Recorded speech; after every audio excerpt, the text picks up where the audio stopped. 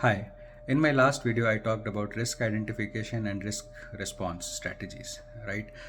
In this video I thought I will talk about few more things or few more perspectives to understand and be prepared for risks in a better manner. So I will talk about three things. Let me list this down first. So one is understanding risk as known unknown and unknown unknown. The other is the value of information in risk management, and the third is risk-based reviews and review-based risks. So let's talk about known unknowns and unknown unknown first. Okay, so known unknown, as the name suggests, is a scenario where you know that there could be certain risks, but only thing that is unknown to you is that what could be the time frame when it can occur, or uh, what could be the overall impact if it occurs, right? um, and all your project risks that you can actually identify, which we talked about in the previous video, would broadly fall into known unknown categories, right? It could be the dependency on the other team for a particular piece of code for you, or it could be leave of a team member, because you you know that team members can take leave, but it's unknown how many days and when they can take leaves, right? You know that the team which is going to give you code can delay or may not give it on time, but it is unknown to you how many days of delay may happen, or what could be the actual impact when it occurs, right? So these are known unknowns. What are unknown unknowns? These are essentially something that you really can't do anything about. It's totally out of your control, and it is typically related to natural calamities or natural disasters, right? For example, COVID. Nobody knew COVID can happen, right?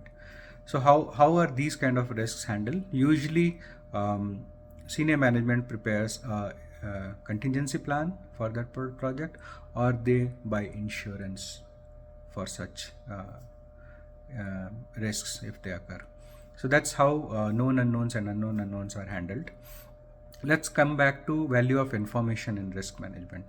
Um, Needless to say, the more information you have about any scenario, you are more prepared for it, right? That's why it is said that, think about situation in stock market. So a lot of people say that stock market is like gambling. Yeah, it is, if you play without information, right? But if you have full information, if you have past performance of the organization, if you understand their leadership style, if you understand, okay, the space, suppose they are into oil and gas space, that particular organization, and you see that the value of oil and gas is going to increase in future based on the current ongoing situation, then you know for sure that oil and gas stocks are going to go high. So it's about information. But if you don't get any information, then of course it's plain gamble. But even in gambling, right, if you talk to big gamblers, they actually collect more information by their experience and by the way they play, and that's how they gamble. Some of them are successful because they collect as much information. It's all about probability and information, isn't it? So that's the value of information. You should try to get as much information as possible about your project, the people involved in the project, the customers, the senior management, the team members, right? The more information you have, the better you are prepared. And third thing is risk-based review and review-based risk. Let's understand. So you do project reviews, right? Regularly, maybe monthly or once in 6 weeks, something like that. And when you do reviews, you identify risks.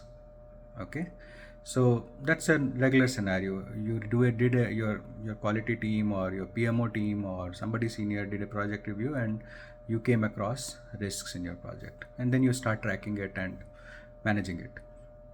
But there is another scenario called risk based review. If you have a prominent risk, right, in the project, then you should schedule reviews specifically for that risk, that I would continue to monitor and manage the risks and ensure that this risk does not impact my project. right? And you will continue doing this. I just thought of sharing this three perspectives to bring in more clarity onto risk management and risk identification topics. Hope you liked the video. Thank you.